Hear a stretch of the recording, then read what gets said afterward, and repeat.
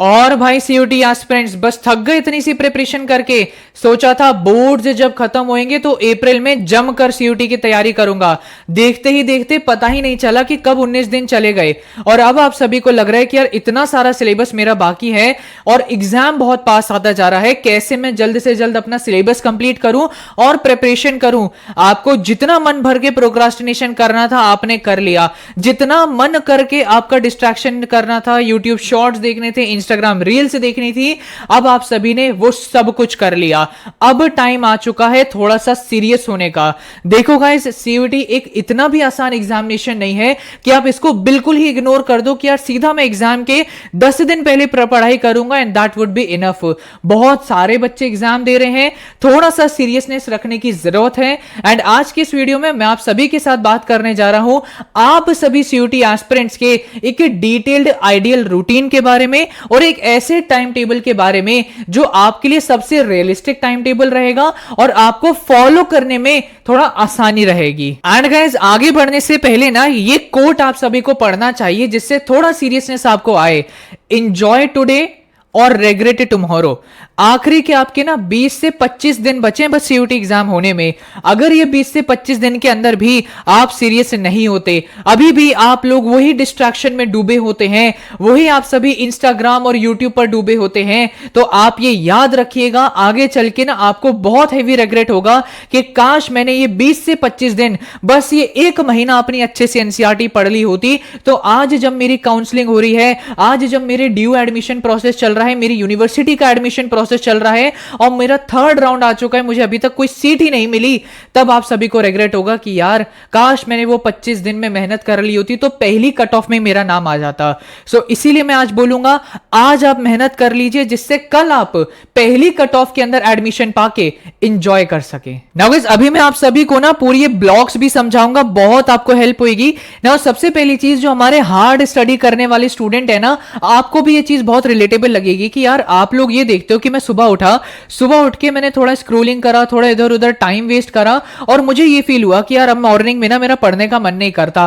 फिर आप लोग कभी भी जब आपको एकदम से सनक उठती है कि यार अब मुझे किताब उठानी है और अचानक से किताब उठा के पढ़ने लग गए और उस समय पर आपको फील हो रहा है कि यार मेरे हाथ में किताब है लेकिन मुझे कुछ भी लर्न नहीं हो रहा है, मैं कुछ भी चीज समझ ही नहीं पा रहा हूं, तो ऐसे जो बच्चे होते हैं ये करते हैं हार्ड स्टडी। जो हमारे स्मार्ट स्टडी करने वाले स्टूडेंट्स हैं मैं उनके बारे में बताता हूं वो क्या करते हैं। बेसिकली ऐसे स्टूडेंट्स आइडेंटिफाई कर दें कि मुझे पढ़ने में कब मजा आता है। हर एक स्टूडेंट का अलग स्टेट ऑफ माइंड होता है। कई ऐसे स्टूडेंट्स होते हैं जिनको रात में पढ़ने में अच्छा लगता है और कई ऐसे स्टूडेंट्स हैं जिनको मॉर्निंग में पढ़ना अच्छा लगता है। वो स्टूडेंट्स अपना एक टाइम स्लॉट रेडी करते हैं कि अगर मुझे मॉर्निंग में पढ़ना अच्छा लगता है ना तो मैं मोबाइल को दूर फेंक दूंगा, स्विच ऑफ करके रख दूंगा और मॉर्निंग का जो स्लॉट है मैं अपनी नई चीजों को लर्न करने पे यूटिलाइज करूंगा। और जो मेरा नाइट का टाइम है जब मैं फोकस नहीं कर पाता हूं, मुझे नींद आने लगती है, मैं पढ़ाई नहीं कर पाता हूं, उस समय पर वो स्टूडेंट्स किस पर फोकस करते हैं, रिवाइज करने में या फिर मॉक टेस्ट देने में। ये डिफरेंस होता है स्मार्ट स्टडी करने में और हार्ड स्टडी करने में। सो अगले 20 से 25 दिन के लिए ना मैं आप सभी को यही बोलूंगा, ये गलती मत करना कि अचानक से कभी भी उठ गए और कभी भी पढ़ने लगे। आपको इससे ये फील होगा कि यार पढ़ तो रहा हूं मैं लेकिन कुछ भी चीज मेरे दिमाग में घुस क्यों नहीं रही। और ये चीज आप लोगों को इसी वजह से फील होती है बिकॉज आप जिस समय पढ़ने बैठे हैं उस समय पर आपका ब्रेन एक्टिव ही नहीं है। सो ये चीजें आप फाइंड आउट करिए कब पढ़ना आपको पसंद है, मॉर्निंग में पढ़ना पसंद है या नाइट में पढ़ना पसंद है।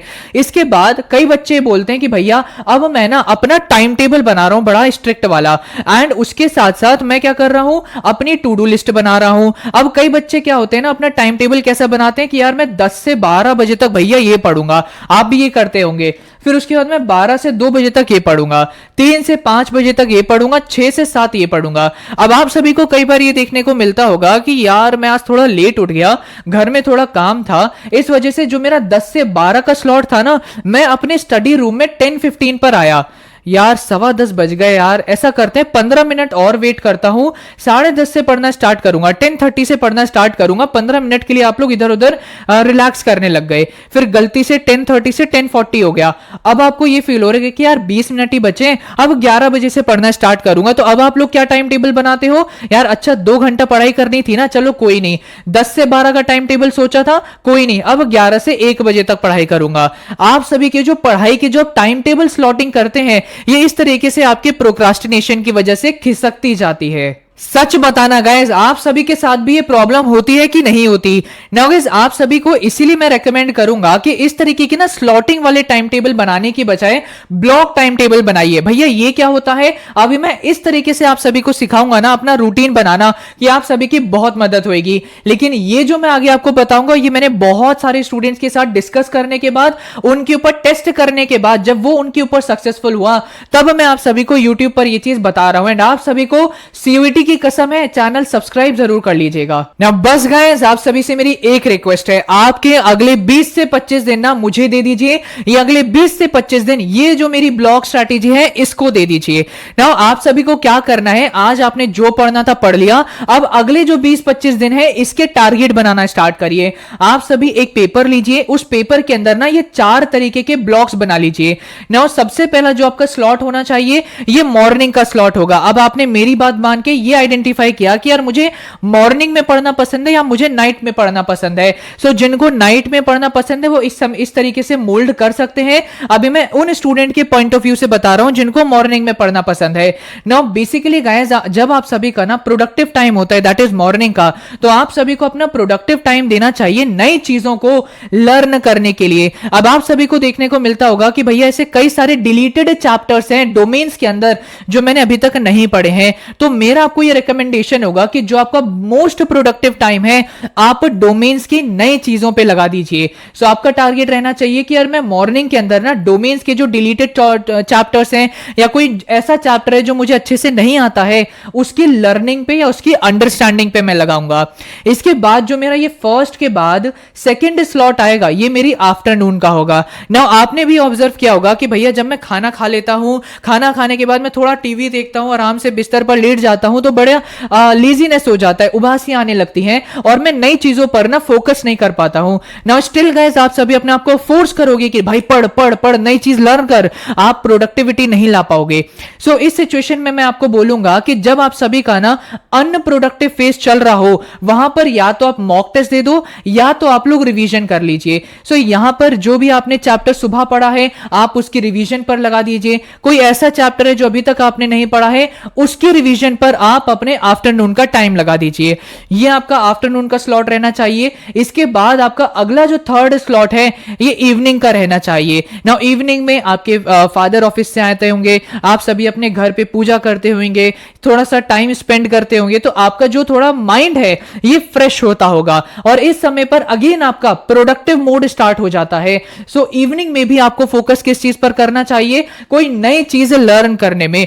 मैं आपको ये रेकमेंड नहीं करूंगा कि जिस समय पर आप ज्यादा टाइम पढ़ाई पर फोकस कर रहे हो वो आप इंग्लिश को दे दो। इंग्लिश में 1-1.5 घंटा डेली बेसिस पर आप दोगे, that is more than sufficient. So evening का टाइम आप सभी दे दीजिए कि यार मैं इंग्लिश पढ़ूंगा। इंग्लिश के अंदर बहुत सारी नई चीजें हैं, रीडिंग कॉम्प्रिहेंशन, खासकर पोएटिक कॉम्प्रिहेंशन जो आप में से कई बच्चों को नहीं आता होगा, साथ ही साथ ग्रामर के ऊपर फोकस करना है, वोकैबुलरी के ऊपर फोकस करना है। सो इवनिंग का टाइम आप लगा दीजिए इंग्लिश के ऊपर। एंड देन इसके बाद गाइस जहां पर हमारा फोर्थ स्लॉट आ जाता है, ये फोर्थ स्लॉट होता है हमारे नाइट का। एंड इस समय पर आप सभी को थोड़ी थकावट होगी, थोड़ी नींद आ रही होगी और कोई नई चीजें लर्न करने में मुश्किल आएगी। तो यहां पे जिन बच्चों के पास जनरल टेस्ट है वो इस चीज पर फोकस कर सकते हैं कि यार मैं थोड़ा रीजनिंग के क्वेश्चन सॉल्व कर लूं, थोड़ा क्वांट्स पढ़ लूं, तो सॉल्विंग करने में मजा आता है। आप लोग आराम से उस समय पर सॉल्विंग कर पाएंगे। या फिर डोमेन्स की मैं कोई चीज रिवाइज कर लूं। बाकी एक चीज मैं आप सभी को बोलूंगा कि नाइट के अंदर ना मेरी बात मान के एक चीज रख लीजिए and that is special 1 hour. ये मेरा स्पेशल 1 आवर था जहां पर मैं मॉक टेस्ट को सॉल्व किया करता था। एंड मुझे ये चीज समझ ही नहीं आ रही कि हमारे सीयूटी एस्पिरेंट इस चीज की इंपॉर्टेंस को क्यों नहीं समझ पा रहे। सभी सीयूटी एस्पिरेंट प्रिपरेशन रिवीजन करे जा रहे हैं बट भाई साहब प्रैक्टिस को इतने हाई लेवल पर इग्नोर करे जा रहे हैं। अगर आप सभी प्रैक्टिस ही नहीं करेंगे तो आपको ये पता कैसे चलेगा सीयूटी एस्पिरेंट कि मैंने जो कॉन्सेप्ट लर्न किया है वो मैं अप्लाई कर पा रहा हूं या नहीं कर पा रहा हूं। अगर आप टेस्ट ही नहीं दोगे तो आप लोग अपने आप को इंप्रोवाइज ही नहीं कर पाओगे। नाउ जैसे कि गाइस आप सभी को पता है मैंने अपने खुद की टेस्ट सीरीज जिसका नाम है अर्जुना 2.0 ये लॉन्च करी। कुछ छोटे मोटे रिव्यू अभी अभी आए तो मैं आपको बताना चाहूंगा कि यार आप सभी को ना इस बात का बड़ा घमंड है कि यार मैं बच्चों वाली किताब मेरे पास आ गई है, एक कोई स्टेटमेंट दे दी, उसके मुझे आंसर फाइंड आउट हो गए, आई एम रियली हैप्पी।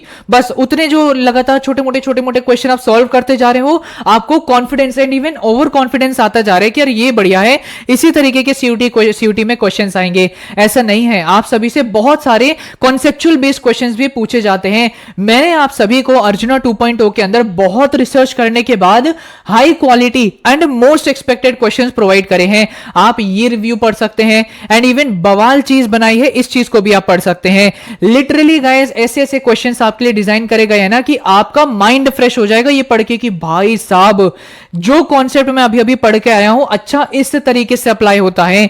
ये सब कुछ आपको हमारी टेस्ट सीरीज के अंदर मिलेगा। नाउ एक चीज मैं आप सभी को बता देता हूं गाइस कि हमारी टेस्ट सीरीज के अंदर एनरोल करने के लिए अब बहुत कम टाइम बचा है। अभी एक कूपन कोड वैलिड है, दैट इज CUT 200, जिसकी मदद से जो हमारी टेस्ट सीरीज 799 की है आपको 599 के अंदर मिल जाएगी। आपको फुल लेंथ मॉक्स मिल जाएंगे, प्रीवियस ईयर क्वेश्चन पेपर मिल जाएंगे, चैप्टर वाइज टेस्ट आपको मिल जाएंगे, बाकी एक्स्ट्रा जो फीचर्स होते हैं ये भी मिल जाएंगे। आप अलग अलग चीजों के लिए अलग अलग बुक खरीदते हैं, ये सब करने की अब जरूरत नहीं है।